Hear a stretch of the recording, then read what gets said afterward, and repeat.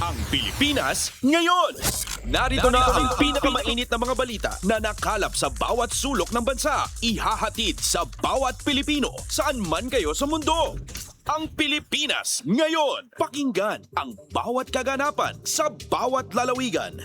Ito ang Pilipinas ngayon!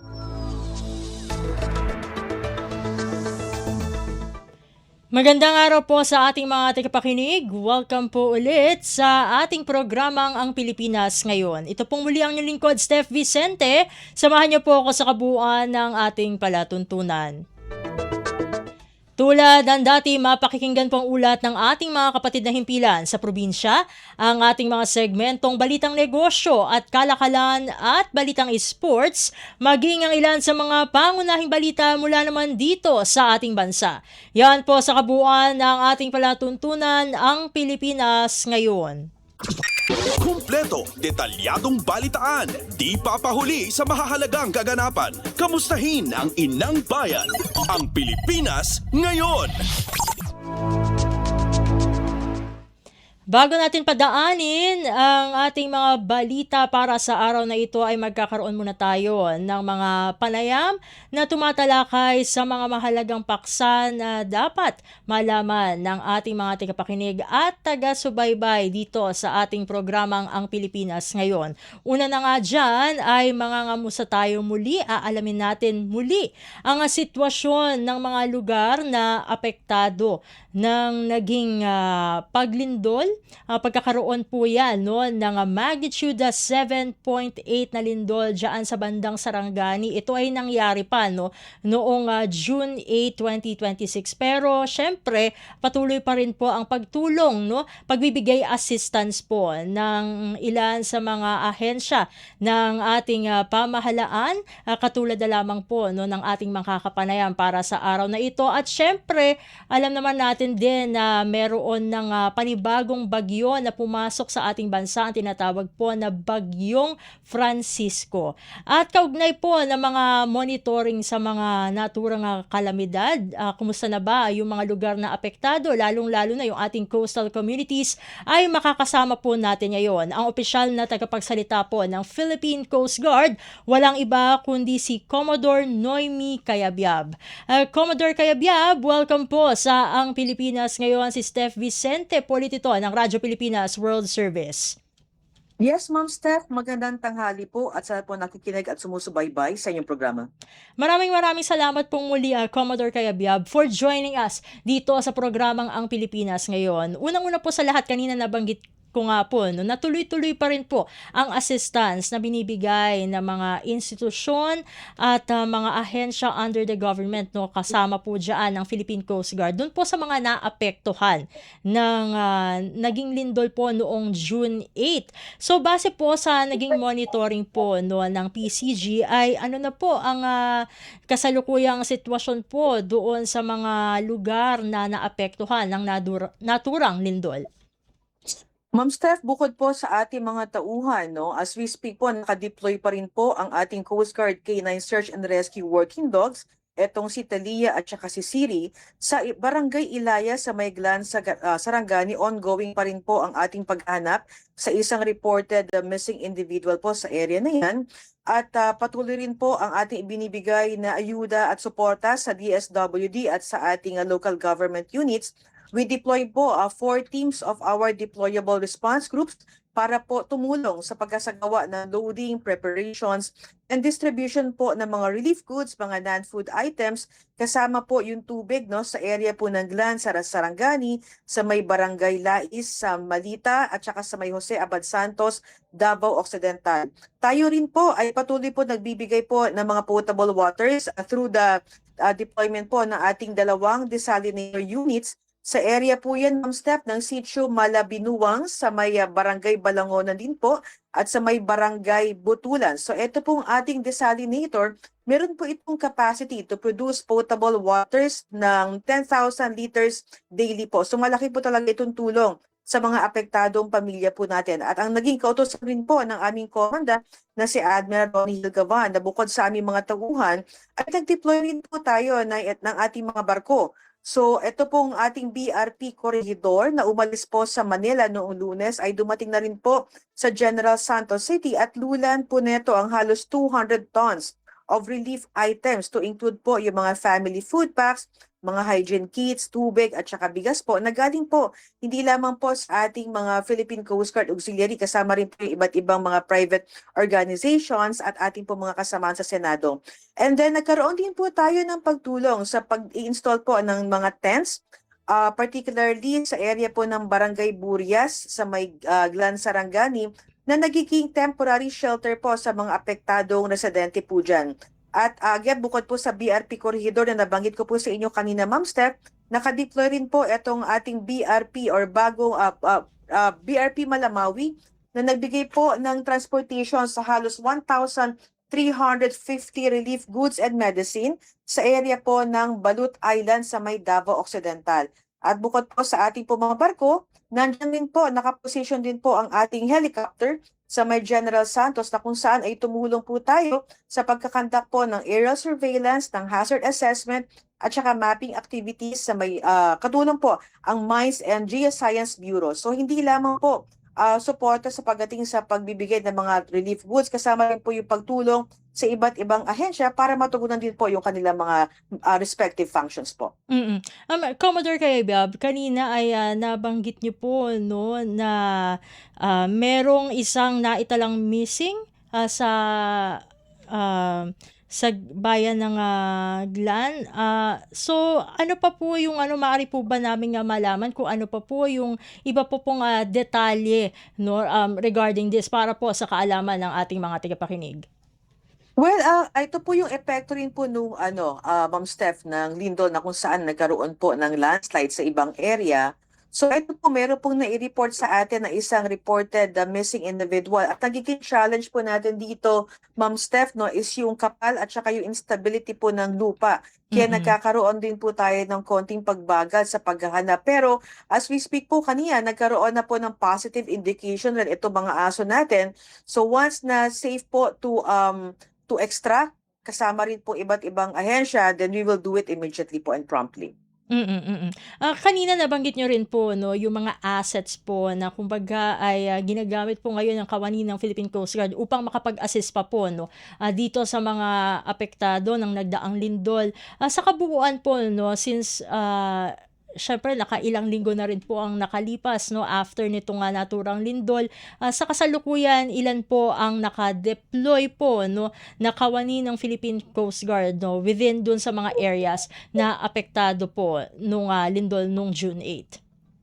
Well, ang naging deployment po natin, Ma'am Steph, hindi lamang po sa area ng Coast Guard District Southern Mindanao, kasama po yung mga kalapit na regional offices natin. Halos 800 po na mga tauhan po natin nakadeploy po dito upang tumulong po sa ating local government units. Meron naman po bang, so far po 'no, although ilang linggo na nga po ang nakalipas after nitong lindol na ito, ay meron pa rin po bang mga naiuulat na isolated o mahirap pa ring maabot na communities at paano po ito ina-address ng Philippine Coast Guard? Well, pagdating naman po sa pag-penetrate po sa mga area ay halos medyo gumanda na rin po ngayon, no? May mga naayos na rin po tayo mga lugar. Although initially talaga naging instruction sa atin kasi marami po talaga nasira na mga daan noong unang araw po nitong lindol. Kaya ginamit po natin itong ating mga barko. So yan naman po ang directives po sa atin. But as we speak naman po, mas napabilis po ang nagiging ugnayan at yung transportation po ng mga tulong galing po sa pamahalaan. Kaugnay naman po 'no, moving to another topic po, Commodore Kayabyab, ay kaugnay naman po ng bagyong Francisco. Alin po 'no, base sa naging monitoring po ng Philippine Coast Guard, alin yung mga lugar na talagang binabantayan 'no, patungkol po dito sa bagyong ito? Well, since nakataas po ngayon, Ma'am Steph, ang signal number 1 sa area po ng Batanes, sa may northern portion of Cagayan, at saka sa eastern portion of Babuyan Island. Yan po ang mga tinitingnan po natin. Nakausap rin po natin kanina ang ating district commander, although ang weather condition ngayon sa area ay maaraw, pero dahil meron din po tayong regulasyon na once na nakataas na po ang signal number 1, ay kinakansela na po natin ang mga biyahe ng ating po mga sasakyang pandagat. So nakakancel po sa area po ng Batanes, yung nabanggit ko po kanina sa hilagang parte po ng Cagayan at sa may Babuyan Island. Pero ngayon naman po, Ma'am Steph, nagbigay na rin po ng direktiba si Admiral Gavan, ang ating pong commandant, lalo na po ngayon sa pagpasok po nitong Bagyong Francisco at sa pagsisimula po ng habagat na masigurado po ang mabilis na pagtugon sa ating po mga kababayan. Naka-heightened alert status po ang lahat po ng aming operating units, particularly po sa area po ng Northeastern Luzon, at naka-activate na rin po at naka-preposition ang lahat po ng aming deployable response group. Ito po ay composed ng medical personnel at mga rescue swimmers at mga floating assets po natin at mga land mobility to conduct immediate response kung kinakailangan. At we are also in close coordination, Ma'am Steph, with the LGU and the Disaster Risk Reduction and Management Office to maximize po yung utilization ng ating po mga response resources po. At ngayon po, ongoing rin po sinasagawa nating information dissemination, particularly sa mga coastal residents, sa mga mangingisda po, ang ating pong pagpapaalala sa kanila, kung hindi naman po importante ang magiging lakad ay pagpaliban po muna. Again, sa habagat po, ina-expect po natin na posibleng malakas ang alot or malakas ang hangin. So yan po ang ating ibinibigay ngayon na mga safety reminders sa ating po mga coastal residents po. Siguro ito na lamang po, no, Commodore Kayabyab po, no, before I let you go, ay ano pa po, no, yung mga inaasahan na susunod na hakbang ng PCG o tulong mula po sa inyo, no, para doon sa mga apektado, no, parehas ng naging lindol sa Sarangani, and of course yung binabantayan po, no, although signal number 1 po ang nakataas sa bandang Batanes and Cagayan upang mapabilis po, no, itong rescue and relief efforts. Una-una, Steph, dito po sa may Sarangani, ang Philippine Coast Guard po ay patuloy po na makikibahagi sa pagpapaigting po ng ating humanitarian assistance at disaster response operation, lalo na po sa mga naging biktima po ng nagdaang lindol. At asahan niyo po ang tuloy-tuloy na serbisyo ng Coast Guard sa agarang pagbangon po ng ating po mga kababayan sa area po ng Mindanao. At ngayon naman po sa Bagyong Francisco naman po, rest assured po, nakahanda po ang Philippine Coast Guard kasama po ang LGU at ating mga respective DRRMC po para tugunan po ang magiging pangangailangan po ng ating po mga kababayan. And with that po, maraming salamat po, Commodore Kayabyab, for joining again dito sa programang Ang Pilipinas Ngayon. Sa uulitin po, God bless po at mabuhay po kayo. Yes, Ma'am Steph, maraming salamat po at magandang tanghali po. At ating nakasama ang opisyal na tagapagsalita po ng Philippine Coast Guard, walang iba kundi si Commodore Noemi Kayabyab. At sa kapapasok lamang po na balita, nagkaroon pala, no, ng tinatawag po na shooting incident dyan sa San Jose National High School. Yan po ay matatagpuan po, no, sa Tacloban City, kung saan ayon po sa natanggap nating ulat ay meron na pong 3 estudyante po. Patay po ito, no? 3 estudyante na nasawi mula sa insidente, habang meron naman po na 5 na naitalang sugatan, no. Inuulit ko lamang po ay nagkaroon po ng shooting incident sa San Jose National High School sa Tacloban City. Meron pa tayo dito, no, na mga iba pang updates. Yung mga residente po diyan sa San Jose District ay tumulong po, no, sa ating mga otoridad upang ma-apprehend, no, yung ikalawang suspect sa shooting incident po na yan, no, na ginanap po kaninang umaga lamang po ito, no, ngayong Lunes, kung saan tulad ng ating nabanggit kanina, inuulit po natin ito, no, kasi baka meron tayong mga overseas Filipino workers na marahil ay nakikinig po sa atin ngayon, at meron silang mga kamag-anak na nag-aaral dito sa San Jose National High School. Inuulit ko lamang po, 3 estudyante na po ang nasawi dito sa insidenteng ito, habang 5 naman po ang sugatan. Ang para naman po, no, sa iba pang mga detalye dito, yung unang suspect po ay isang 15 years old pa lamang po ito, grade 9 na student. Inaresto po yan, no, itong batang ito, no, ilang minuto matapos ang insidente na nangyari po, no, shortly after 9 a.m. So alas 9 po ng umaga nangyari itong naturing shooting incident na ito.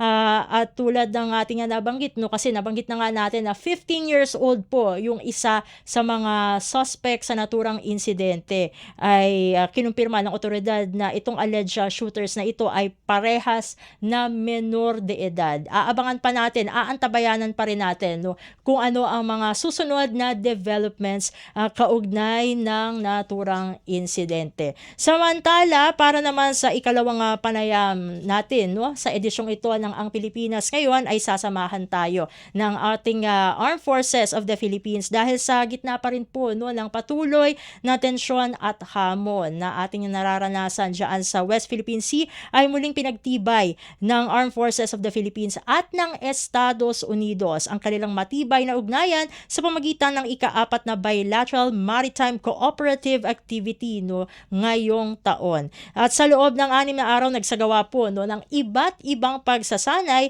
ang mga puwersa mula sa himpapawid at karagatan, mula search and rescue hanggang joint military operations na layong palakasin ang kakayahan at koordinasyon ng bawat panig. At kaugnay po nitong nabanggit ko na paksa ay makakasama naman po natin ang tagapagsalita ng Armed Forces of the Philippines, walang iba kundi si Colonel Francel Margareth Padilla.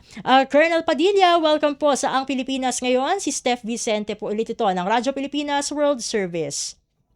Magandang hapon, Steph, and magandang hapon sa lahat ng inyong taga-subaybay.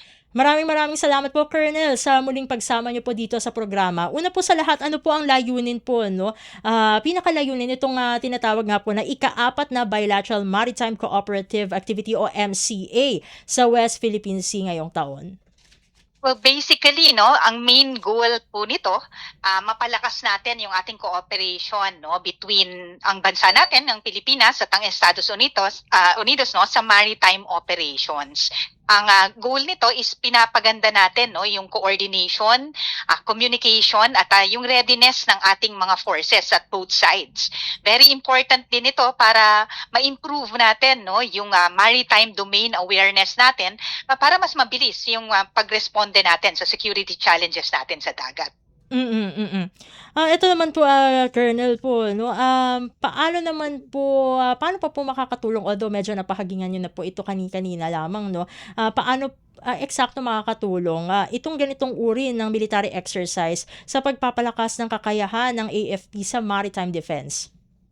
Well, Steph, malaking tulong ito, kasi nakakapagsanay tayo, both sides, So, side by side with a key ally, Dito, nahuhone natin, na napapalawig natin yung skill sets ng ating mga personnel, lalong-lalo na sa planning, sa coordination, sa communication, at of course, sa execution ng maritime operations, which is very critical, sa defense ng ating maritime domain. At para lamang po sa mga hindi nakakaalam po o maaaring hindi pamilyar sa ganitong uri ng military exercise ay maaari niyo po bang ibahagi sa amin kung ano-ano po ang mga pangunahing aktibidad na isinagawa po within dito sa tinatawag na MCA na kumbaga ginawa sa loob ng 6 na araw. Well, Steph, yun nga ang inyong Armed Forces of the Philippines, together with the United States Indo-Pacific Command, yung US Indo-PACOM, we successfully conducted nga itong tinatawag nating Bilateral Maritime Cooperative Activity. So ito, sinagawa natin ito sa West Philippine Sea mula June 14 hanggang June 19. So ito nga marks the 4th na Philippine-US MCA na kinonduct natin ngayong 2026. So ang na-feature natin na exercises dito are Philippine Naval Air and Marine Assets, ang ginamit natin dito, including itong BRP Diego Silang, yung ating FFG-7. Ang meron din tayong dineploy dyan na AW109 na helicopter, FA-50 fighter aircraft, C-208B aircraft natin, at yung ating mga Sokol helicopters. Kasali din dito, Steph, yung Philippine Coast Guard na dineploy nila ay ang BRP Melchora Aquino, yung MRRV 9702, at yung BRP Sindangan, yung MRRV 4407. Sa US Indo-PACOM naman, ang contribution nila, yung US Coast Guard Charles Moulthrop WPC 1141 nila at yung kanilang US Coast Guard Sea Emlen Tunnel, yung WPC 1145 at isang P-8A Poseidon na maritime patrol aircraft nila.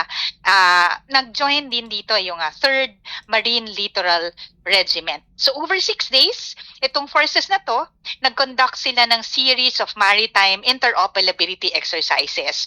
Ang kasama dito yung search and rescue, yung SAR nila, no? Meron tayong visit, board, search and seizure na tinatawag, yung VBSS na mga exercises. And meron tayo ding kinonduct na communication exercises, yung COMEX natin. Meron tayong division tactics or yung tinatawag na officer of the watch, no? OOW natin, no? Maneuvers ito.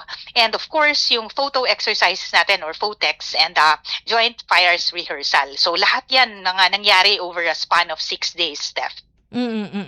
At given itong lahat ng activities na inyong nabanggit, Colonel Padilla, ay gaano kahalaga po no ang interoperability o kaya nga magtulungan ng iba't ibang puwersa sa ganitong klase po ng military operations? Well, Steph, it strengthens our ability, no, to respond to maritime security challenges. At the same time, pinapakita nito na ang strength ng ating alliance at shared commitment para ma-maintain natin yung peace, stability, at itong rules-based order sa Indo-Pacific region. And as follow-up po doon, Colonel, ay paano po masisiguro ng ating sandatahang lakas na ang ganitong mga military exercises po ay nakatutulong sa pagpapanatili ng kapayapaan at kaayusan po within the region? Well, very important ito, Steph, no? Kasi kapag ang iba't ibang forces ang involved, kailangan smooth yung coordination natin towards one goal. Ang goal nating lahat is to maintain a free and open Indo-Pacific. So makita mo dyan, no, lumalawig talaga itong alliances natin with like-minded nations and well-meaning nations na pare-pareho tayo ng gustong ma-attain, no, na ma-maintain nga natin itong free and open Indo-Pacific. And with these exercises, ang goal natin dyan is jointness, no? Kailangan, dahil magkakaiba tayo ng mga assets, magkakaiba tayo ng mga mga skill sets, no? Ang gusto nating mabuo dito is jointness, no? So that we have integration and interoperability between different nations. Ito na lamang po siguro, Colonel, bago ko po kayo pakawalan for this interview. Ano na lamang po ang mga susunod na hakbang ng ating sandatahang lakas upang higit pang mapalakas ang maritime domain awareness at depensa ng ating bansa? Well, basically, patuloy natin gagawin, no, yung mga thrusts natin to improve etong defense ng ating bansa, no? So sa inyong sandatahang lakas ng Pilipinas, we are modernizing, no? Hindi lang sa ating assets, equipment and pati yung skill sets ng ating mga personnel. Over and above that, we are also strengthening our alliances with like-minded nations and well-meaning nations. Lahat ito nakakapaloob ito, Steph, sa tinatawag nating Comprehensive Archipelagic Defense Concept, yung tinatawag nating CADC. Para overall, no, ito ay komprehensibang pamamaraan nga na madepensahan natin ang ating bansa bilang isang archipelago. And yan po ang pangako ng inyong sandatahang lakas ng Pilipinas na patuloy natin na gagardyahan ang ating soberenya. And with that, maraming salamat po, Colonel Padilla, for joining us again dito sa Ang Pilipinas Ngayon. Sa ulitin po, God bless po at mabuhay po kayo. Maraming salamat and mabuhay kayo din, Steph. At ating nakasama dito sa edisyong ito ng Ang Pilipinas Ngayon, ang opisyal na tagapagsalita naman ng Armed Forces of the Philippines o AFP, walang iba kundi si Colonel Francel Margareth Padilla. At habang ating inaantabayanan kung magkakaroon pa tayo ng isa pang maipapasok na panayam dito sa edisyon ng Ang Pilipinas Ngayon, para sa araw na ito ay tayo muna ay dadako sa ating balitaan. Sa mahalagang balita, pinangunahan ni Pangulong Ferdinand R. Marcos Jr. ang formal na pagbubukas ng Mabini Kayakay Small Reservoir Irrigation Project sa Bohol na inaasahang makapagbibigay ng benepisyo sa may 717 farmer beneficiaries. Nagkakahalaga ang proyekto ng 828 milyong piso na naglalayong magbigay ng sapat na tubig sa mga sakahan at mapataas ang produksyon ng mga magsasaka. Sa naging talumpati ng Pangulo, sinabi nitong kayang patubigan ang nasabing irrigation project na may 530 ektarya ng sakahan na nasa 5 barangay ng Mabini at Alicia sa Bohol. Dagdag ng Pangulo na mula sa dalawa ay maaari nang magtanim ng 3 ulit kada taon na tiyak na magpapataas sa ani ng mahigit 700 mga magsasaka. Bawas epekto din, sabi ng Pangulo, ang Mabini Kayakay Small Reservoir Irrigation Project sa pinangangambahang epekto ng El Niño, gayong may mapagkukunan na ng tubig ang mga magsasaka. Dahil sa sapat na supply ng tubig, inaasahan nating tataas ang ani, lalo na ng palay at mga high-value vegetable crops. Dagdag pa dyan, mula sa 2 beses sa isang taon na pagtatanim, pwede nang magtanim na ang ating mga magsasaka ng 3 planting sa isang taon. Marcos Jr. Pasada ng mga balita mula sa Pilipinas para sa mga Pilipino saan man sa mundo. Ang Pilipinas ngayon. Samantala, Department of Foreign Affairs o DFA nagpasalamat naman sa kanilang counterparts sa bansang Russia dahil sa mabilis na pagsasaayos ng pagpapauwi ng 24 na Pilipinong nakakulong sa kanilang bansa. Ang detalye ng balita ihahatid naman sa atin ni AJ Ignacio. Nagpaabot ng pasasalamat si Foreign Affairs Secretary Maria Teresa Lazaro sa foreign counterparts nito sa bansang Russia dahil sa mabilis na pagpoproseso sa pagpapauwi ng nasa 24 na Pilipinong nakadetene sa kanilang bansa kung saan ito ang naging unang agreement ni Russian President Vladimir Putin at ni Pangulong Marcos sa ASEAN Commemorative Summit sa Russia. Aniya naging mabilis ang pagpapauwi ng ating mga kababayan sa tulong na rin ng ating mahal na Pangulong Marcos Jr. sa naging mabungang pakikipag-usap nito kay President Putin. Dagdag pa ni Sec. Lazaro na napakabilis ang naging tugon ng kanilang foreign counterparts sa Russia at naisakatuparan na ang pagpapauwi agad ng unang batch nitong Biyernes at ang ikalawang batch naman itong linggo ng umaga. Umaasa naman si Lazaro na mas mapapabuti pa ang ugnayan ng Pilipinas at ng Russia sa hinaharap. Mula pa rin dito sa Department of Foreign Affairs para sa Bagong Pilipinas, AJ Ignacio ng Radyo Pilipinas, Radyo Publiko. Kumpleto, detalyadong balitaan, di papahuli sa mahahalagang kaganapan. Kamustahin ang inang bayan, ang Pilipinas ngayon. Sa iba pang mga ulat, Senador Ping Lacson nagpahayag naman ng pasalamat sa pagbabalik ng 24 na Pilipinong nakulong sa Russia. Ang kabuang ulat ihahatid naman sa atin ni Nympha Asuncion. Nagpasalamat si Senador Ping Lacson sa pagbabalik ng 24 na Pilipinong nakulong sa Russia sa loob ng 9 na buwan matapos personal na idulog ni Pangulong Ferdinand R. Marcos Jr. ang kanilang kaso kay Russian President Vladimir Putin. Ayon kay Lacson, ang paglaya ng 24 na Pilipino na nakauwi na sa bansa ay isa sa pinakamahalagang tagumpay ng kamakailang pagbisita ng Pangulo sa Russia. Dumating ang 24 na repatriated na Pilipino sa NAIA Terminal 1 sa 2 batch mula Bangkok, Thailand.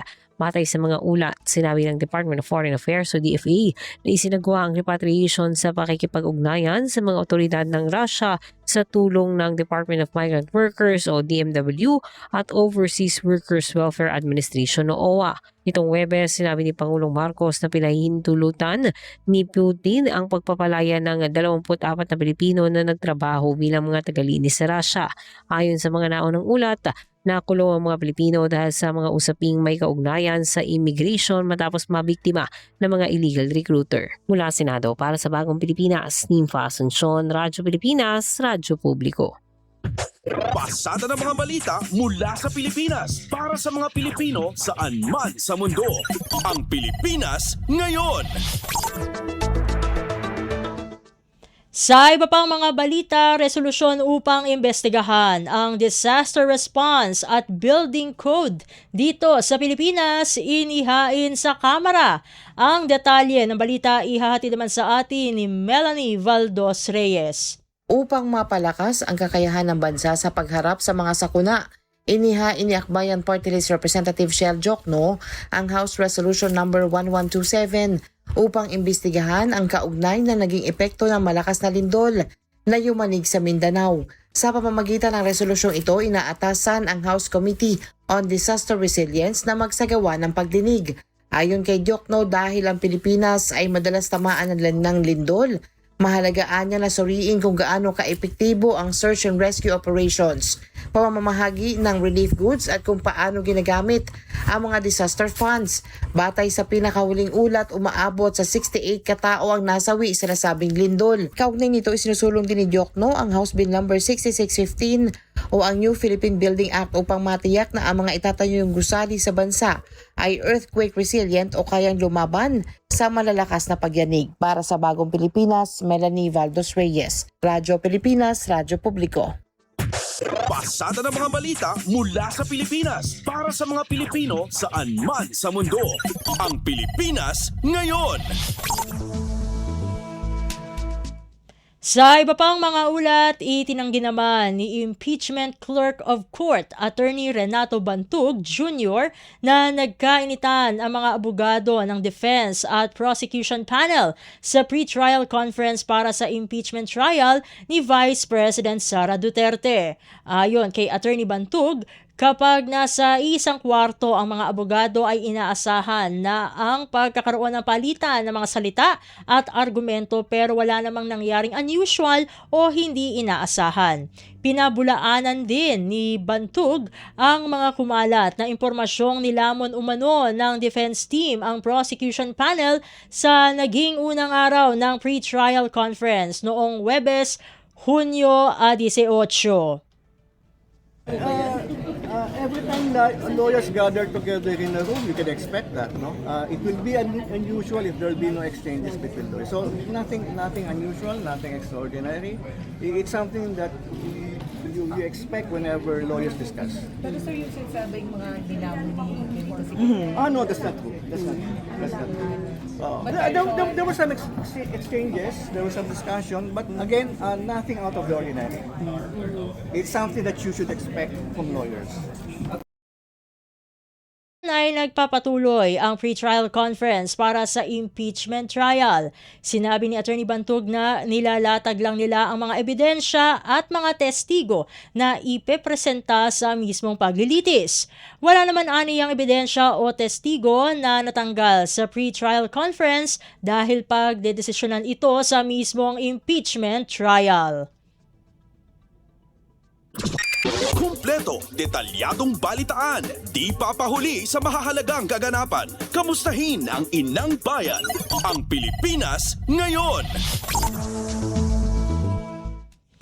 Sa iba pang mga ulat, umaasa naman si Tingog Party List Representative Jude Asidre na ngayong plansyado na ang liderato sa Senado ay dapat nang umusad ang paglilitis kay Vice President Sara Duterte. Ito ang inihayag ni Congressman Asidre kasunod ng formal na pag-upo ni Senate President Sherwin Gatchalian bilang bagong Pangulo ng Senado. Ayon kay Asidre, ngayong maayos at stable na ang pamunuan sa mataas na kapulungan, nararapat lamang na magtuloy-tuloy ang proseso upang matapos ang isang patas, maayos at credible na proseso. Ipinaalala rin ni Asidre na ang magiging hatol sa paglilitis na sisimulan sa Hunyo 6 ay dapat magmula sa katotohanan, ebidensya at umiiral na batas sa halip na idaan sa ingay o politikal na pressure. Aniya, ang usaping ito ay hindi lamang umiikot sa politikal na kapalaran ng isang opisyal bagkus patunay na buhay ang hustisya at maayos na gumagana ang mga institusyon sa bansa pagdating sa pananagutan. Pasada ng mga balita mula sa Pilipinas para sa mga Pilipino saan man sa mundo. Ang Pilipinas ngayon. Samantala, ikinakasang malakihang kilos protesta ng White Ribbon Movement sa EDSA sa Hunyo 28, mahigpit na babantayan ng pambansang pulisya. Ang kawangulat ihahatid naman sa atin ni J. Mark Dagala.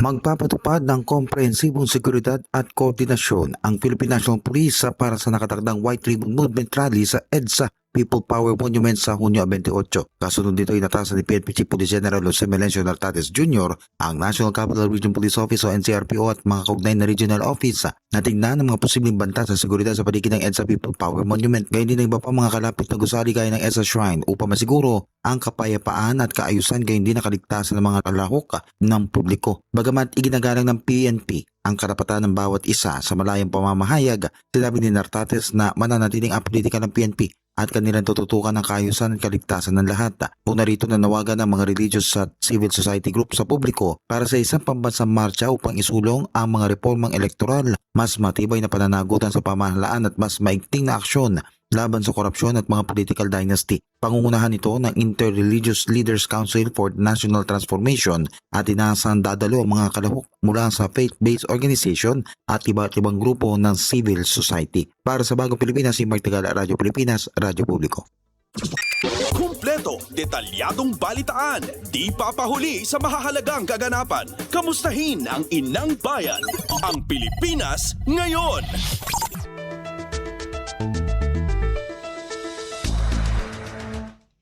Sa iba pang mga balita mula sa Puso para sa Pamilya Rice Initiative ni First Lady Liza Araneta Marcos sinimulan sa Quezon City. Narito si Mary Ann Bastasa para sa balita. Sa layuning mapalakas ang food security at matulungan ng mga pamilyang Pilipino, sinimulan ngayong araw ang Mula sa Puso para sa Pamilya Rice Initiative ni First Lady Liza Araneta Marcos. Isa itong community-based rice distribution drive na layong matiyak na may pagkain sa hapag ang mga pamilyang nangangailangan. Pinangunahan mismo ng unang gila ang pilot implementation ng programa sa barangay Doña Imelda sa Quezon City kung saan umabot sa 1,200 mga benepisyaryo ang nakatanggap ng tig 10 kilong bigas. Mahal po yung bigas ngayon, kaya nakakatulong po sa amin po. Malaking tulong po.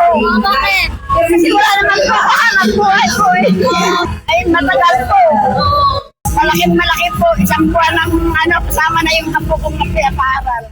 Nagpapasalamat ako. Maraming salamat kay President Bongbong Marcos, kay Ma'am sa salamat.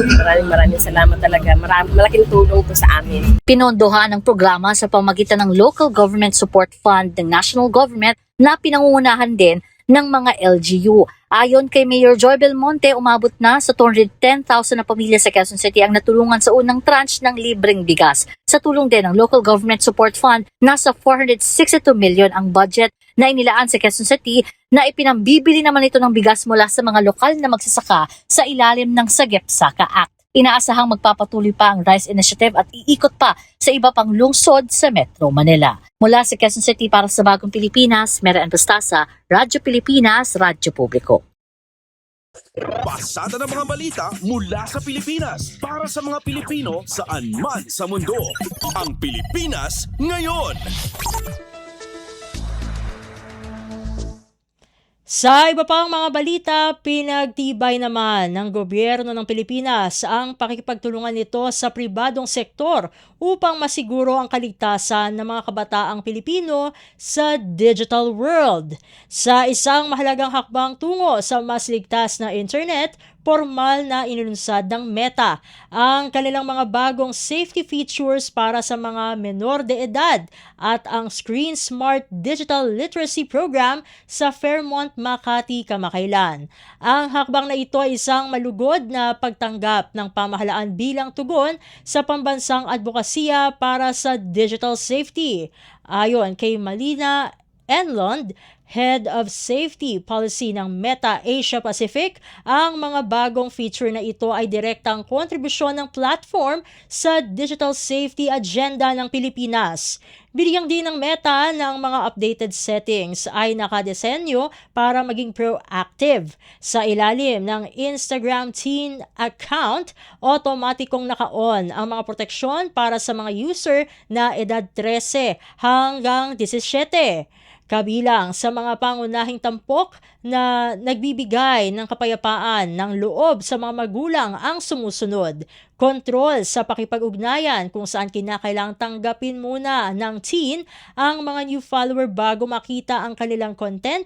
Limitado rin ang mga mensahe at tagging sa mga taong konektado lamang nila. Time management kung saan may kakayahan na ang mga magulang na magtakda ng daily time limit sa app at sleep mode kung saan otomatikong mamumute ang mga notification sa gabi at magpapadala ng auto-reply sa mga direct message upang matiyak ang maayos na pahinga ng mga bata.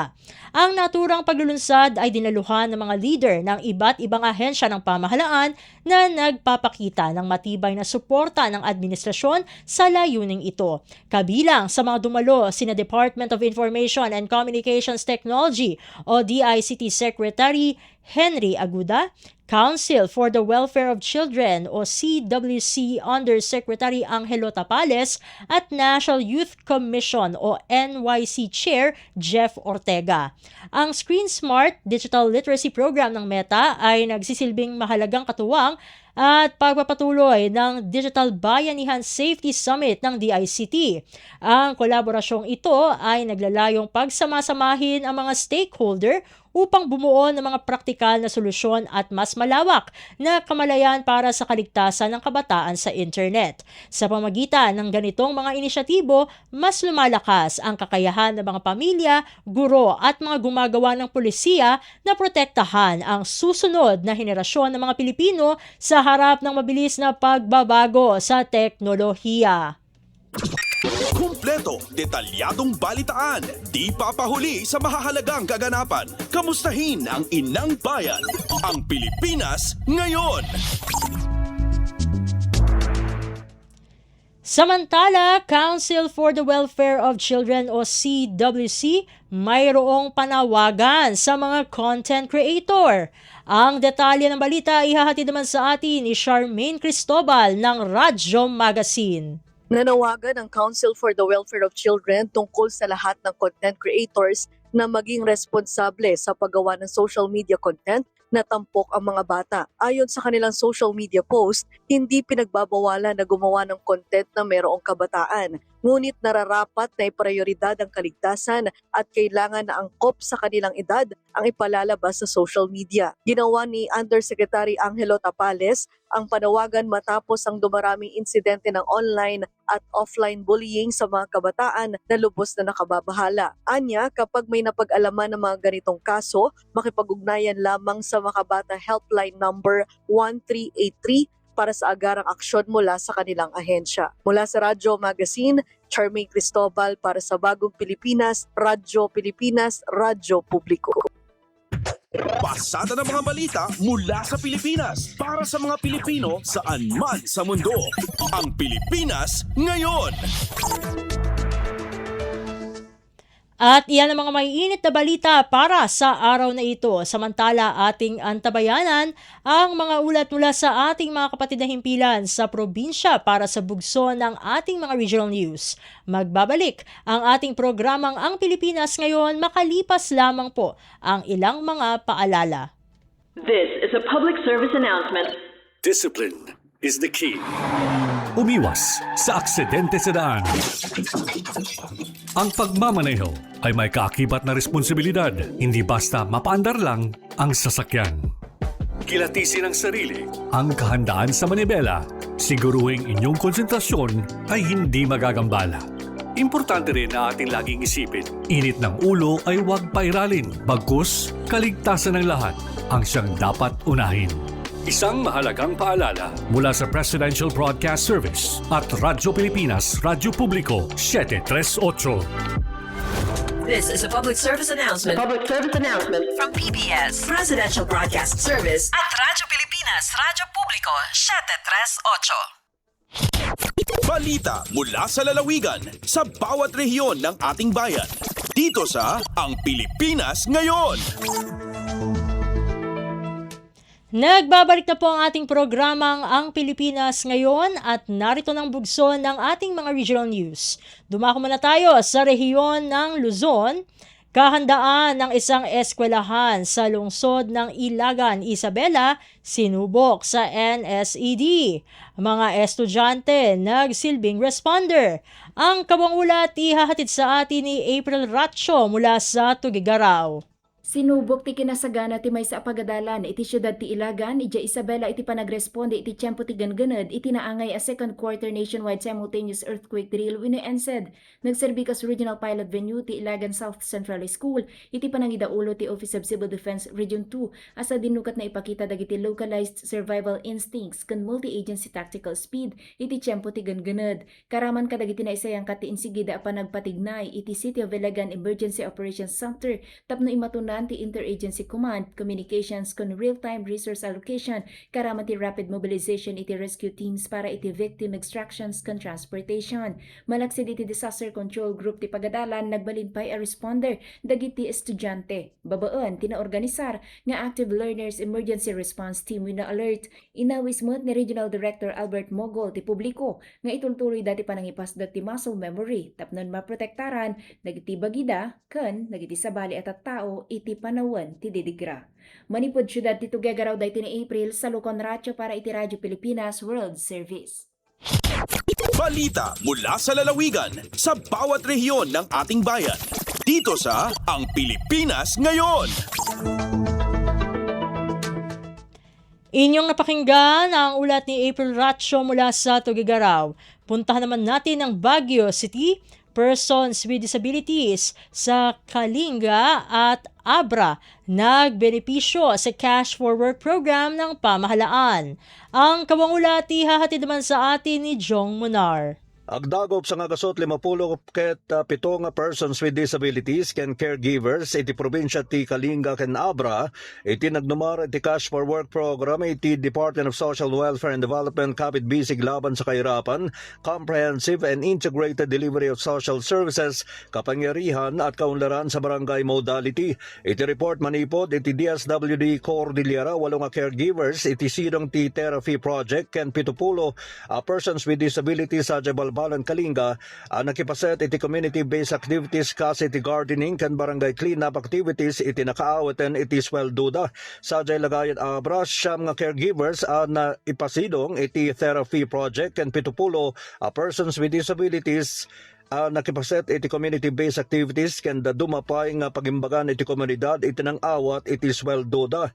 Nailawlawag nga iti sidong tinaso nga programa dagiti persons with disabilities nga kabalanda nga agtrabaho iti 10 aldaw kadag sweldo iti 5 pesos kada aldaw bayat dagiti caregivers iti sidong iti therapy project ken nagserbi iti 20 aldaw ket agsweldo iti 250 kat 2 nga pesos para iti 4 nga oras kada aldaw. Iti CFWP ket mangijajaya iti temporaryo nga trabaho para kadagiti PWDs kabayatan at iti therapy ket panagbigbig ken panang suporta babayan ti pinansyal kadagiti caregivers ang mga iwan kadagiti persons with disabilities nga kasapulan iti nadagsen nga serbisyo.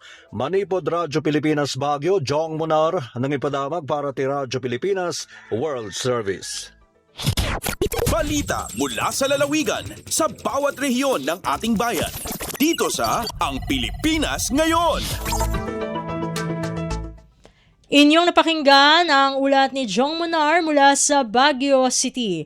Dadakuin naman natin ang VERAC, Community-Based Monitoring System o CBMS data ng Philippine Statistics Authority o PSA magsisilbing gabay sa pagpaplano ng mga proyekto sa lalawigan ng Catanduanes.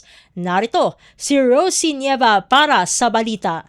Piktawan doon ni Governor Patrick Asanza ang importansya kan community-based monitoring system como primerong batayan sa pagpaplano asin pagpapautob ni mga programa asin proyekto kang probinsya sa ginibong Catanduanes Provincial 2022 asin 2024 CBMS Data Turnover Ceremony.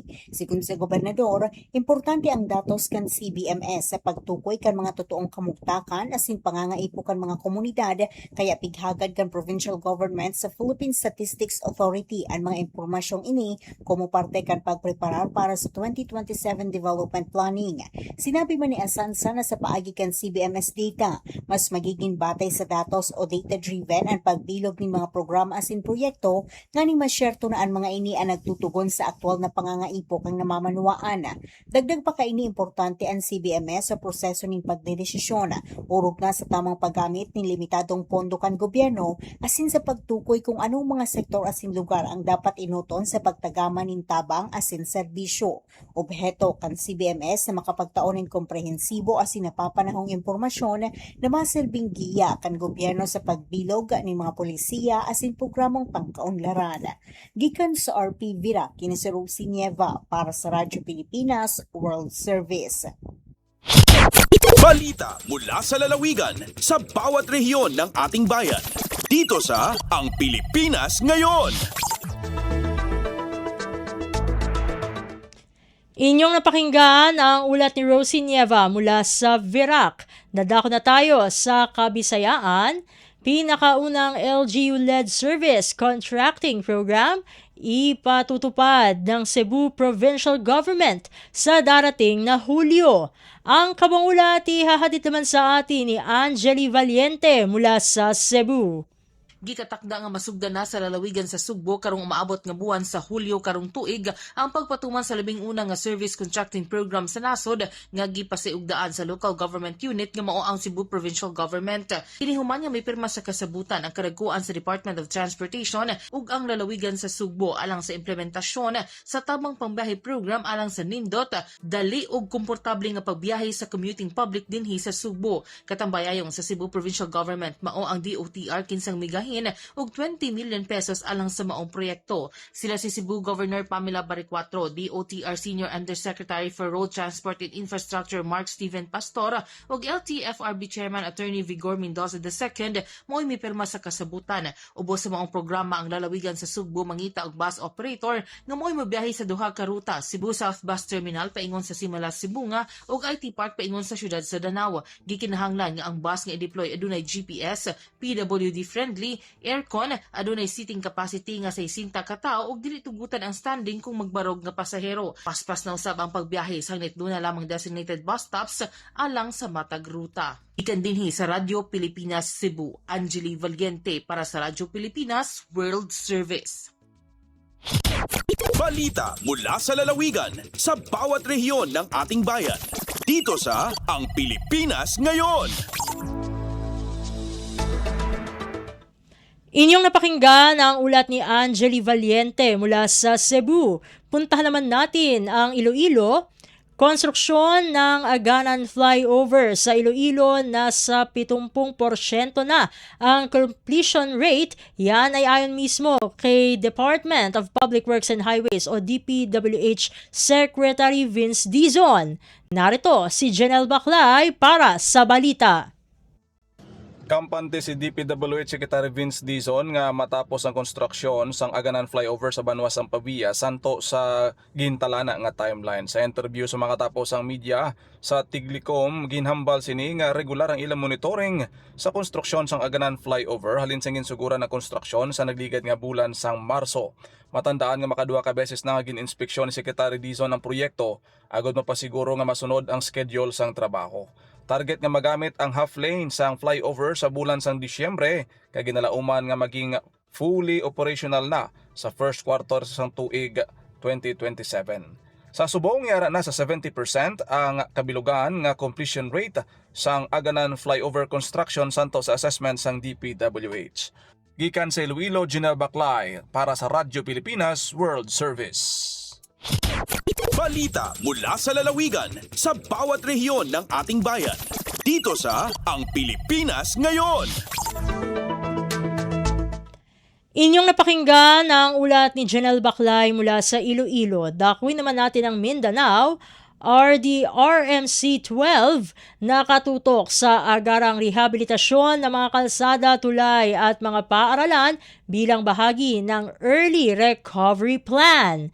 Ang detalye, ihatid sa atin ni Marcel Mamondasalia mula sa Davao. Nakatutok ron ang Regional Disaster Risk Reduction and Management Council o RDRRMC 12 sa hinanaling rehabilitasyon sa mga kritikal nga infrastruktura, lakip na ang mga kalsada, tulay ug pampublikong tulunghaan isip kabahin sa ginamug ng Early Recovery Plan alang sa mga lugar nga naigo sa magnitude 7.8 nga linog sa Soc-Sargen. Sa gimong Executive Committee meeting sa RDRRMC ni atong Hunyo 19 sa Emergency Operations Center, gihisgutan sa mga miyembrong ahensya ug lokal nga kagamhanan ang mga nag-unang lakang aron nga masiguro ang hapsay nga pagbalhin gikan sa response phase padulong sa early recovery stage. Sumala sa Provincial DRRM Office sa Sarangani, prioridad ang pag-repair sa mga nadaot nga kalsada ug tulay aron nga makabalik ang normal nga dagan sa transportasyon ug mapadali ang paghatod sa mga serbisyo ug ayuda sa mga apektadong komunidad. Gikan dinhi sa Davao City, Marcel Mamondasalia para sa Radyo Pilipinas World Service. Balita mula sa lalawigan sa bawat rehiyon ng ating bayan. Dito sa Ang Pilipinas Ngayon. Inyong napakinggan ang ulat ni Marcel Mamondasalia mula sa Davao. Dadakoy naman natin ang Butuan, Caraga Region. Matagumpay na nakamit ang stable internal peace and security na estado. Pakinggan ang balita mula naman kay Jocelyn Morano. Sa mas pinaigting na anti-smuggling campaign ng Police Regional Office 13, nasabat ang pinalusot na pekeng sigarilyo nagkakahalaga ng di bababa sa 5.4 million sa isinagawang operasyon sa Barangay Caloocan, Magallanes, Agusan del Norte. Aabot sa 400 master cases ng iba't ibang klaseng brands ang nabawi ng autoridad, habang 5 katao naman ang naaresto. Ikinasa ang operasyon matapos makatanggap ng impormasyon ng autoridad na isang motorized boat na ayon sa mga residente, patago na dumaong sa baybayin at nagdiskarga ng nakakadudang malalaking mga kahon. Naaktuhan pa ng mga tauhan ng Magallanes Municipal Police Station ang 5 suspect na nagkakarga ng mga kahon sa naghihintay na bihikulo. Ayon naman kay Police Brigadier General Marshal Mariano Maestrado IV, Regional Director ng Pro 13, ang narestong suspect ay kinilalang sina alias Al, 19 years old, residente mula Zamboanga del Sur; Zor, 20 anyos mula Bohol; Mac, 23 years old, Ren, 39, at Joe, 50 anyos mula Cagayan de Oro City. Iniimbestigahan pa kung saan galing ang kontrabando at malaman sino ang nasa likod ng papalusot ng peking sigarilyo sa Caraga Region. Para sa Bagong Pilipinas, Jocelyn Morano, Radyo Pilipinas, Radyo Publiko, Butuan. Balita mula sa lalawigan sa bawat rehiyon ng ating bayan. Dito sa Ang Pilipinas Ngayon. Inyong napakinggan ang ulat ni Jocelyn Morano mula sa Butuan. Dadakoy naman natin ang Marawi. Pagsasanay sa produksyon ng gulay, isinagawa sa bayan ng Wow sa Lanao del Sur. Narito ang kabuang ulat mula naman kay Malik Mambuay. Training Gulalan Office of the Provincial Agriculturist sa Lanao del Sur sa Agricultural Training on Vegetable Production kung mga talibaso sa Sitio Bangko-Bangko, Barangay Park area sa Wao, Lanao del Sur. Di mo minusal ng pulo kato mga talibaso kami kaparuli sang kuto at training ayan tapon na kauman sa sabutiran ko bagwa mga kitukit ko kapamulan kapakalap kalago na gumakalasop kasukat palo ko mga ugup kiran na piyamgan sila sa mga ratialitian mga gamit sa kambasok mga duty sa ulod ako sa reran kugiran galabkan. Yan kaya isinaya training nagusuporta na klabi ni Lalan di manglola ko mga pwede mga inged sa yan kaya panaguntaman na malay nikipanta ka na napapakarani sa serbisyo ko sikiran ang mga talibasok. Padaya ko mga karina ko panamar gobyerno sa Lanao del Sur sa mawit sa serbisyo ko madaklataw bata ulabos sa mga darpa at tanto makakikinanglan sa kapakambakan kung kapakayo katalibasok sang kay probinsya. Gibo si Malik Mambuay po sa Marawi City para sa Bagong Pilipinas World Service. Balita mula sa lalawigan sa bawat rehiyon ng ating bayan. dito sa Ang Pilipinas Ngayon. At inyong napakinggan ang ulat ni Malik Mambuhay mula sa Marawi. Dito na nagtatapos ang ating regional news. Narito naman ang ating segmentong Balitang Negosyo at Kalakalan na susundan ng segmentong Balitang Esports, parehas na ihahatid sa atin ng ating kasamang si Leo Magpayo. Magbabalik ang ating programang Ang Pilipinas Ngayon, makalipas lamang po ang ilang mga paalala. Mabilisang trivia, dagdag talino. Heto na ang Dagling Kaalaman. Alam ba ninyo, may 101 paraan ng pagluluto ng adobo. Iba't ibang rehiyon, iba't ibang paraan ng pagluluto nito. Adobong baboy, manok, pusit, kangkong, pati adobo sa gata, sa dilaw at may pineapple o Sprite rin. Pwede ring piniprito, ni-roast, flakes o sushi. Iba't ibang bersyon pero iisa lang ang sigurado, lahat masarap. Kaya ang tanong, ikaw, anong paboritong adobo mo? Kaunting kaalaman na malaking dagdag talino. Abangan muli ang susunod na Dagling Kaalaman. Lagay ng ekonomiya, kalakalan, negosyo at iba pa. Atin ang alamin dito sa Ang Pilipinas Ngayon.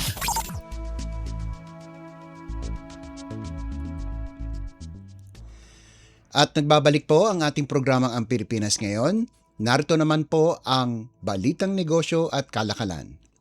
Nananatiling matatag ang panlabas na pananalapi ng Pilipinas matapos iulat ng Bangko Sentral ng Pilipinas o BSP na umabot sa $104 billion ang Gross International Reserves o GIR ng bansa sa pagtatapos ng Mayo.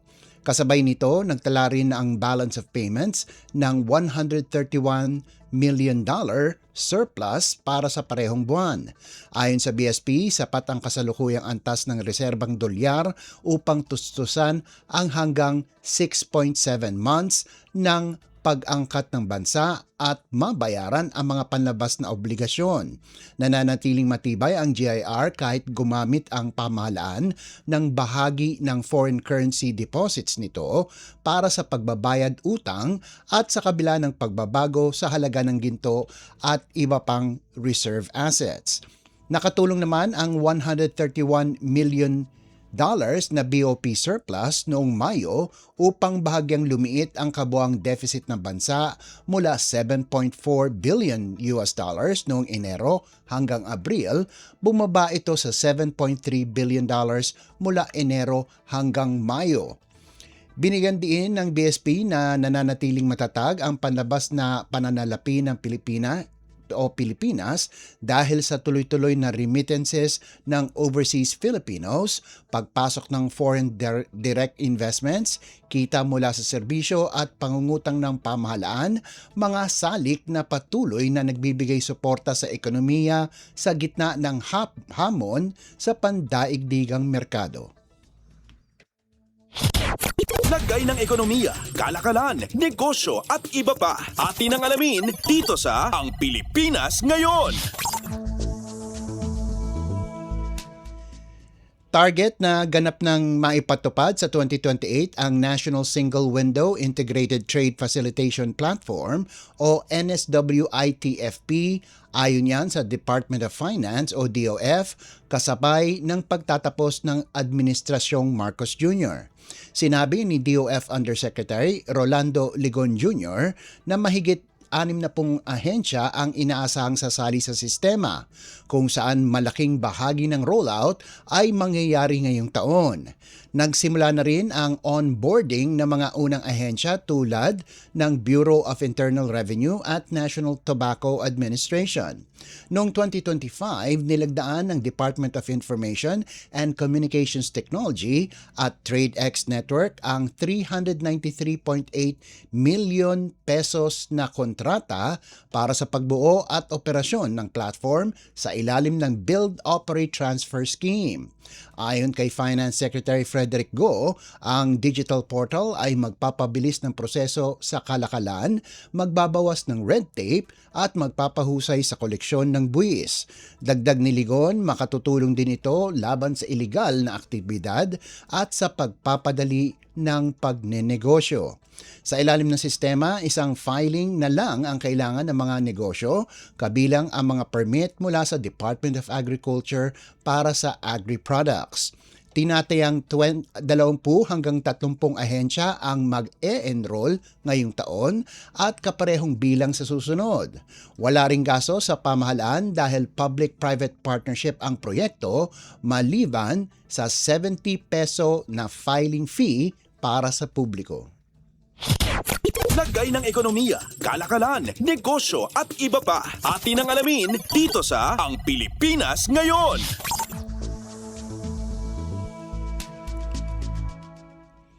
Sumirit sa 13.18 trillion pesos ang digital payment transactions sa PesoNet at InstaPay mula Enero hanggang Mayo, halos triple kumpara noong 2025 ayon yan sa Bangko Sentral ng Pilipinas o BSP.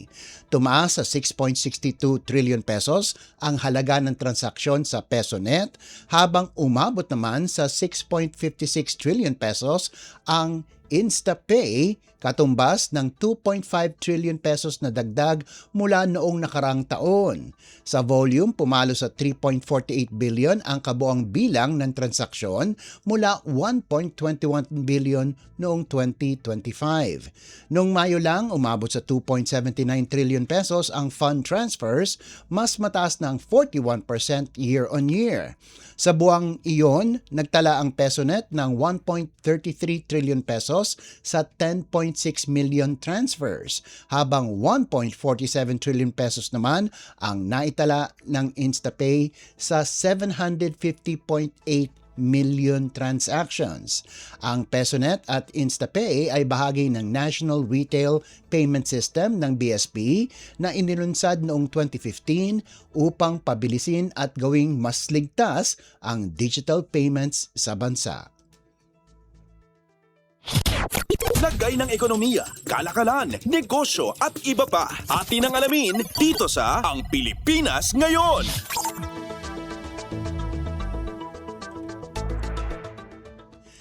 Sa kabila ng muling pagsasara ng Strait of Hormuz, inaasahang babagsak pa rin ang presyo ng diesel at kerosene nang hindi bababa sa 9 piso kada litro ngayong linggo. Ayon yan kay Energy Secretary Sharon Garin. Inaasahan ding magbabawas ng hindi bababa sa 4 na piso kada litro ang presyo ng gasolina. Ayon kay Garin, patuloy na nakikipagpulong ang pamahalaan sa mga kumpanya ng langis upang plansahin ang eksaktong range ng rollback na ipapatupad ngayong linggo.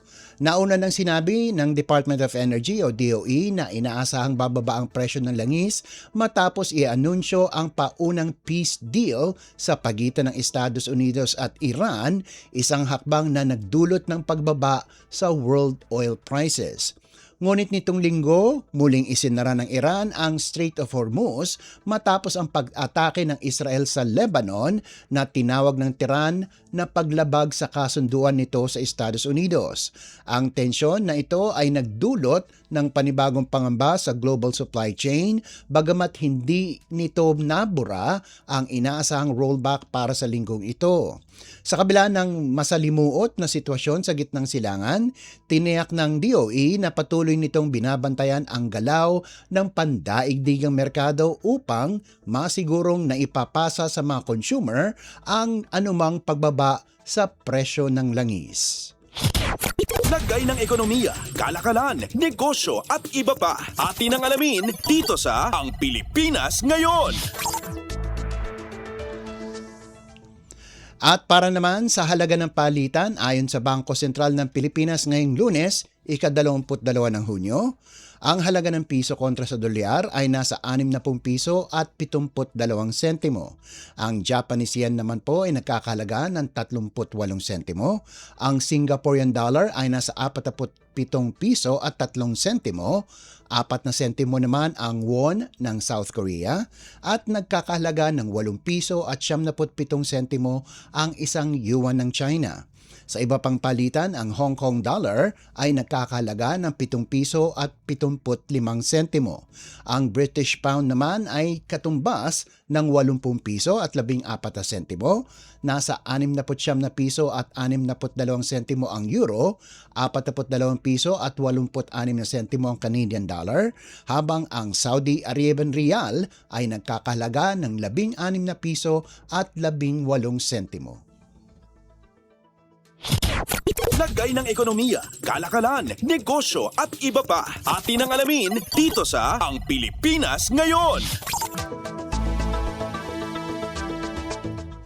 At yan po ang ating balitang negosyo at kalakalan. Samantala, antabayanan nyo naman po ang ating segmentong Sports Balita. Yan po sa pagbabalik ng ating programa Ang Pilipinas Ngayon, pakalipas lang ng ilang paalala.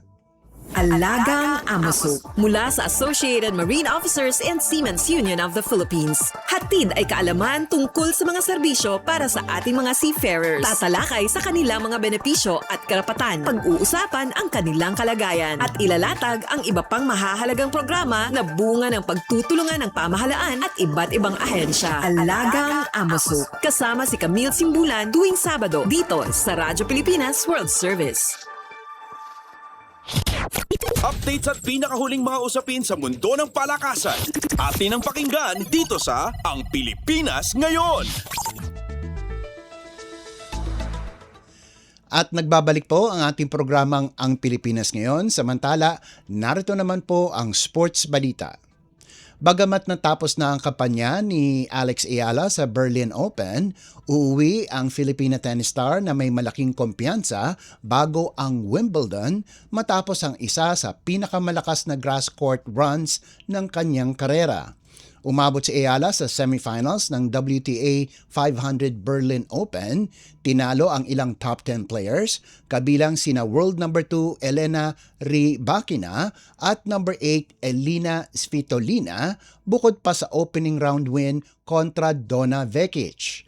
Nadapa man siya kay Linda Noskova sa semis, nakapagtala si Ayala ng 195 ranking points at humakot ng 57,395 euros, sapat para umangat sa top 30 ng WTA rankings.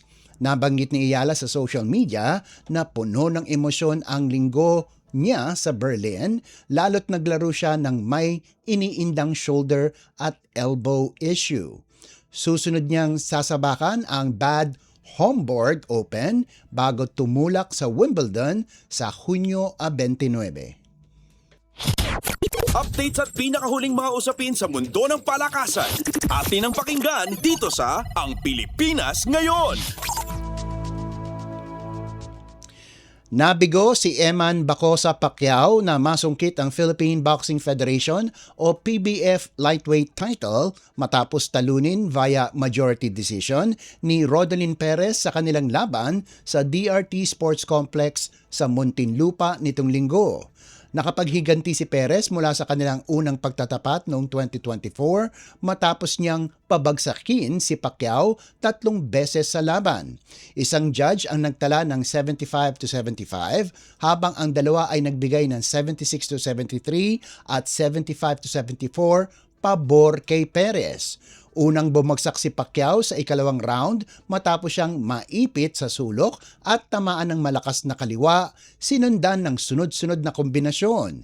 Sa ikatlong round, muling umararo si Perez at nakapagtala pa ng 2 knockdown, kabilang ang isang malinis na kaliwa na muling nagpabagsak kay Pacquiao. Sa kabila nito, nakabawi si Pacquiao sa huling mga round at nakapagpatama ng ilang solidong suntok, ngunit hindi niya nabura ang malaking lamang ni Perez. Natigil ang 8-fight winning streak ni Pacquiao na bumaba sa 8 wins, 2 losses and 1 draw ang record.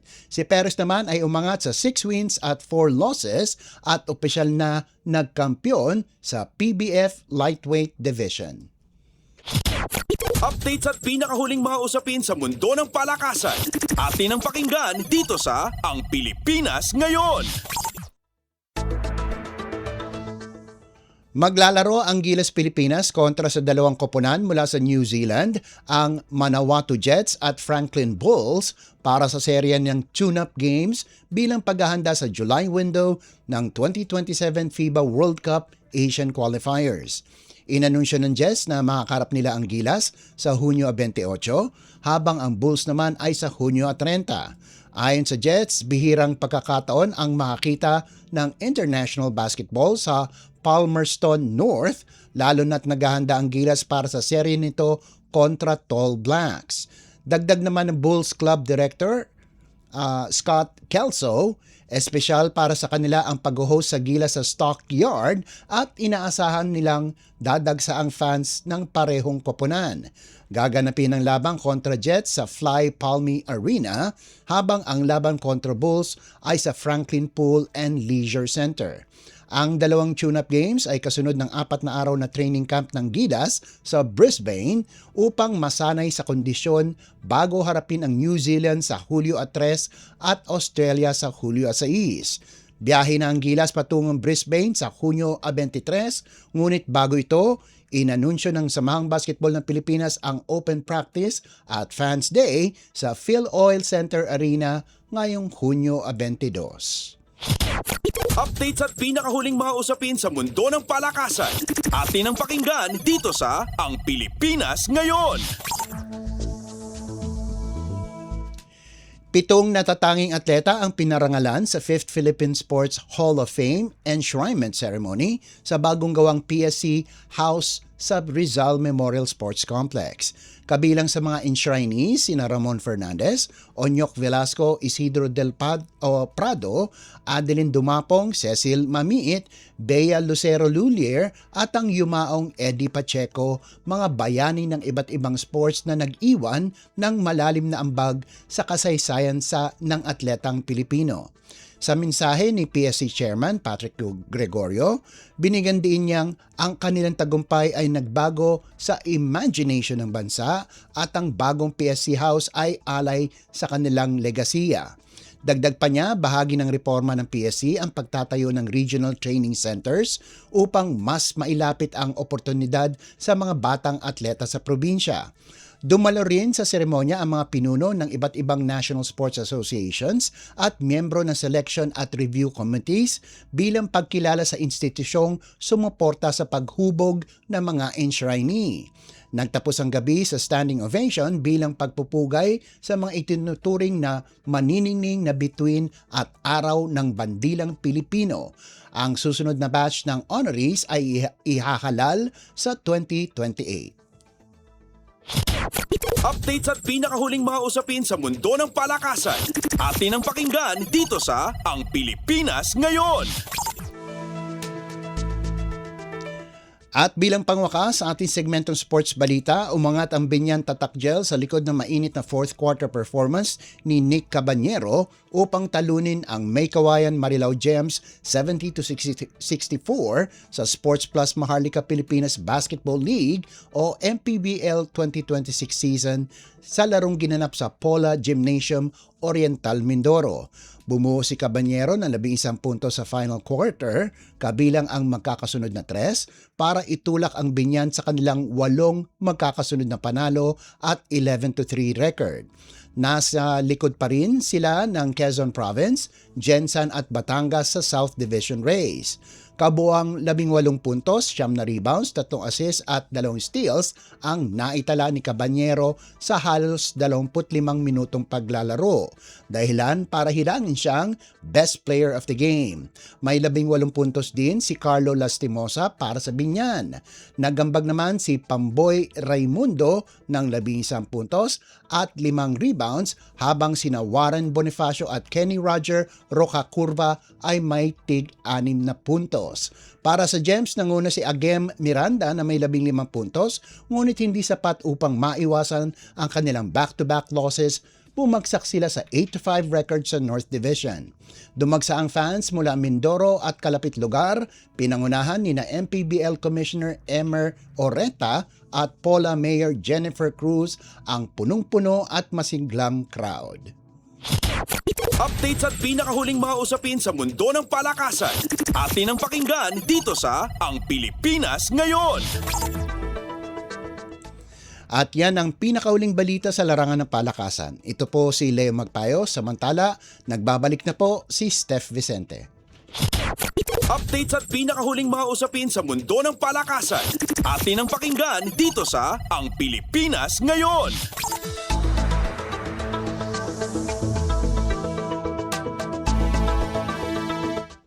At inyo pong napakinggan ang ating mga segmentong Balitang Negosyo at Kalakalan at Balitang Sports na inihatid sa atin ng ating kasamang si Leo Magpayo. Samantala, magpapasalamat na tayo sa ating mga nakasama sa studio na sina Milo Jonella, Susan Naison, Hiro Lucero, Justin Osias at Anthony Pimentel. Maraming salamat din na syempre sa mga nakinig at nanood ng ating programang Ang Pilipinas Ngayon para sa araw na ito. At syempre, huwag kalimutang mag-like, mag-follow at mag-subscribe na sa mga social media account page o channel ng Radyo Pilipinas World Service upang maging laging updated sa mga mahahalagang balita. Ito pong muli ang inyong lingkod, Steph Vicente. Mabuhay po tayong mga Pilipino. At yan ang Pilipinas Ngayon. Muling samahan sa parehong oras at alamin ang pinakahuling mga kaganapan at balita saan man kayo naroon. Ang Pilipinas Ngayon.